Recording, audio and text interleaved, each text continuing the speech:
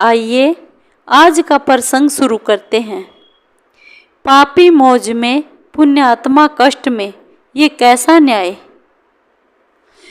हरि प्रेमियों, वीडियो को अंत तक जरूर देखना। अगर आप चैनल पर नए हैं तो प्लीज़ सब्सक्राइब करें और बेल आइकॉन जरूर दबाएं ताकि आप तक हमारे सारे नोटिफिकेशन पहुंचते रहे। हरि प्रेमियों, आइए जानते हैं। पापी मौज में, पुण्यात्मा कष्ट में, ये कैसा न्याय। ईश्वर है भी या नहीं, स्कंद पुराण की एक ज्ञानवर्धक कथा आपको सुनाते हैं। आपके मन में कभी भी ऐसे प्रश्न आते हैं तो क्या मैं तो इतनी पूजा पाठ भक्ति भाव में लीन हूँ, फिर भी मेरे साथ ही ऐसा क्यों होता है। भगवान सारी परेशानियाँ मुझे ही क्यों देते हैं। ये हम सब लोगों का प्रश्न है।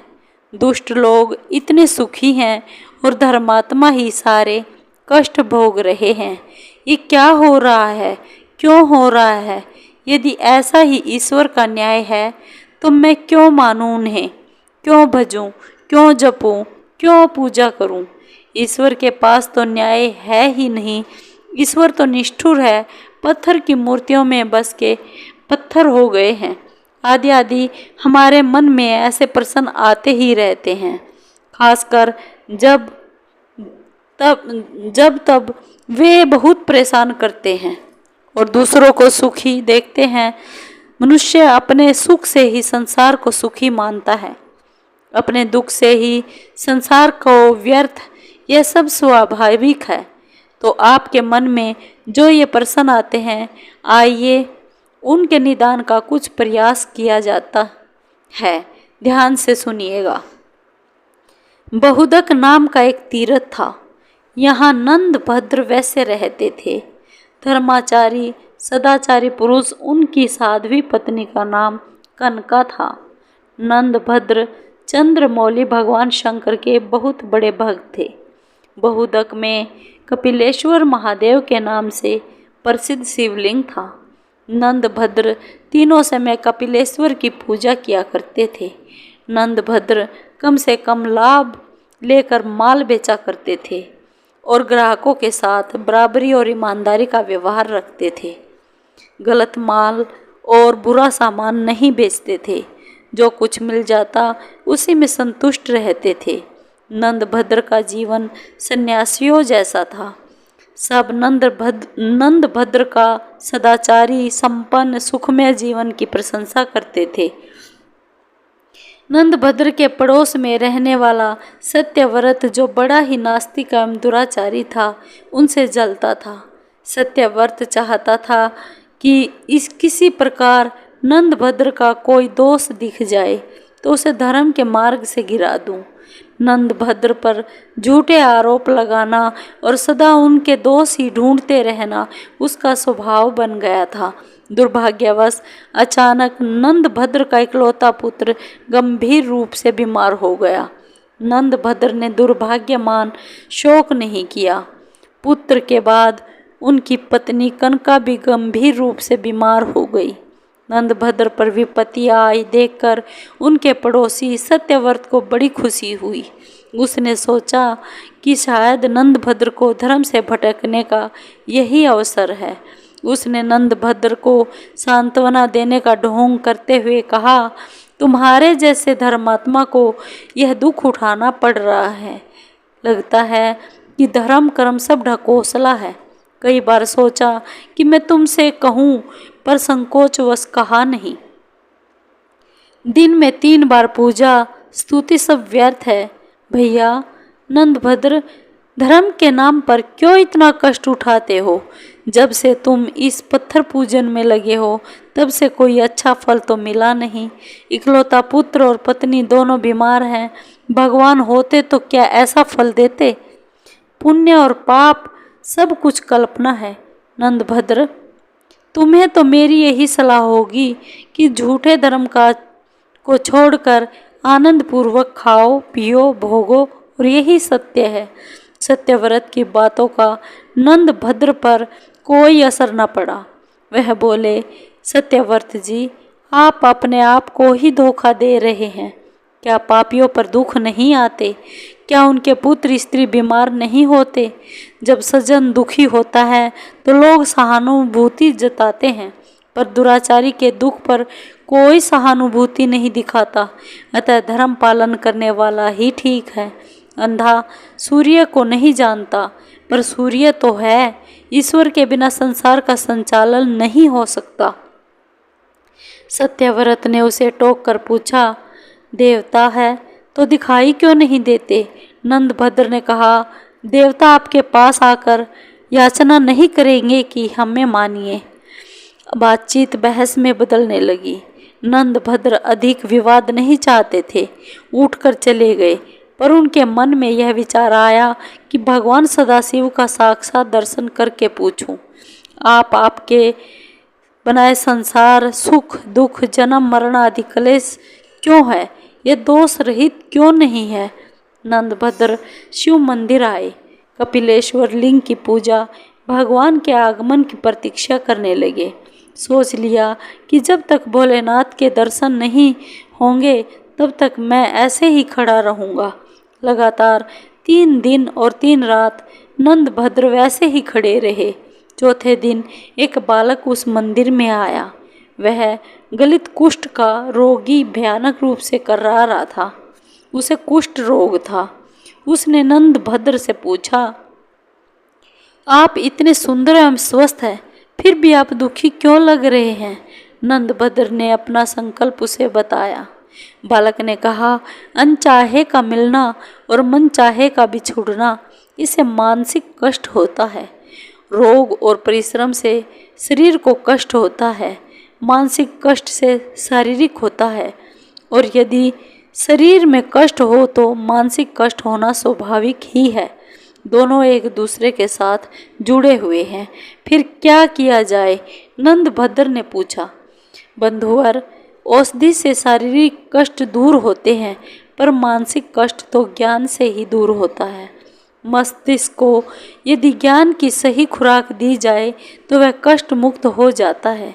बालक से ज्ञान भरी बातें सुनकर नंदभद्र ने फिर पूछा, ज्ञानी बालक, आपकी बात से सहमत हूँ, पर मेरा एक प्रश्न है।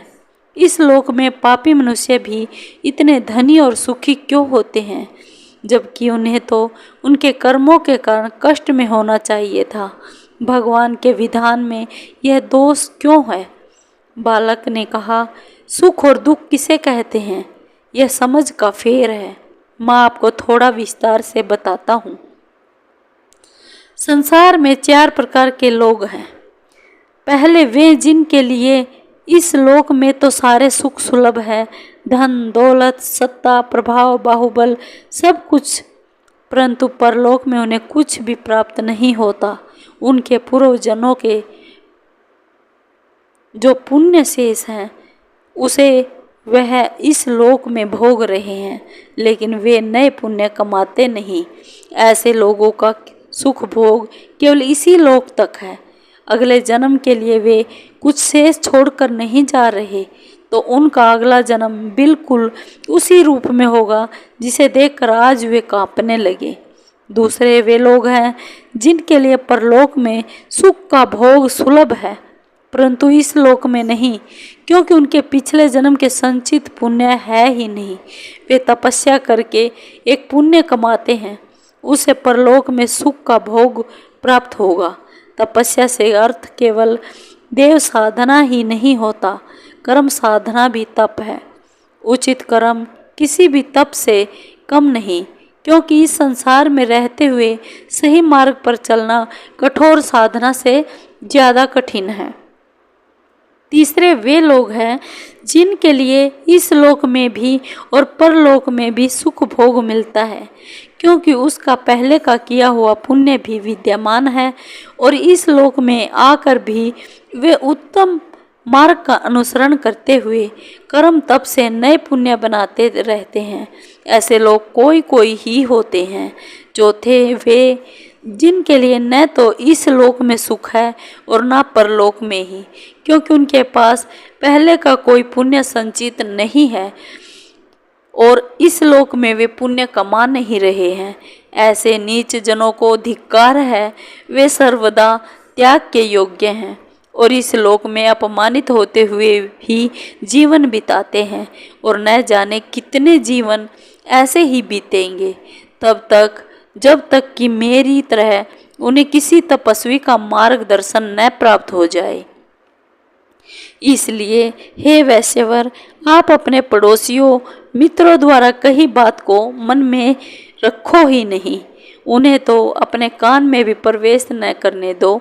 आप इस जन्म में भगवान सदाशिव के भजन में लग जाए, जिससे आप जन्म के बंधन से ही मुक्त हो सकते हो।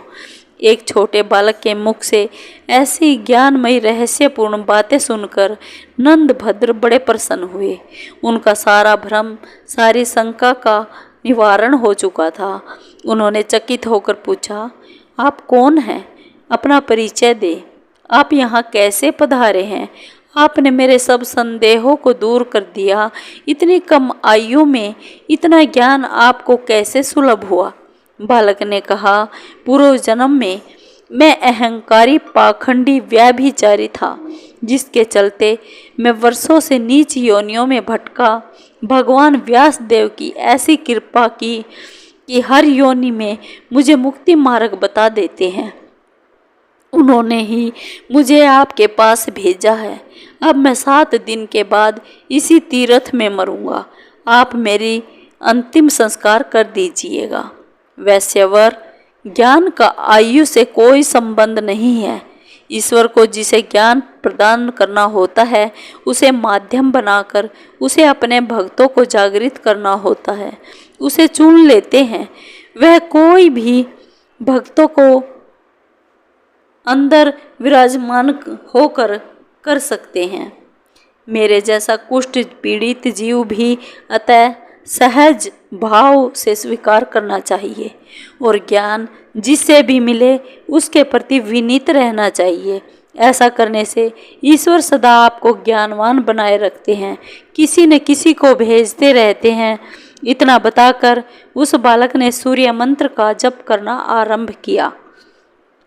कुष्ठ के निवारण के लिए सूर्य मंत्र का जप ही किया जाता है।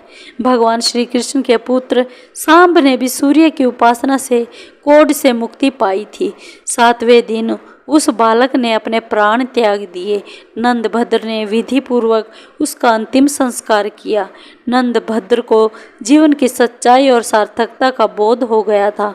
शेष जीवन उन्होंने भगवान शिव और सूर्य की उपासना में लगा दिया तथा अंत में जीवन मरण से मुक्ति पाकर भगवान शिव का साक्षात रूप प्राप्त किया। स्कंद पुराण की इस कथा से आपके मन के बहुत से भ्रम दूर हुए होंगे। ऐसी ही आशा है आपको जीवन में क्या मार्ग अपनाए रखना है, इसका भी संकेत मिला होगा। पुराणों की कथाओं में जीवन के अनमोल रहस्य सांकेतिक रूप में दिए गए हैं। हमारा भी यही प्रयास है कि कथा से ज़्यादा कथ्य यानी बात कहने की कोशिश की गई होगी, उसे समझा जाए, बताया जाए, अपनाया जाए। हरि प्रेमियों, आपको ये वीडियो कैसी लगी? अगर आपको वीडियो अच्छी लगी हो तो लाइक कीजिए, शेयर कीजिए और कमेंट ज़रूर कीजिए।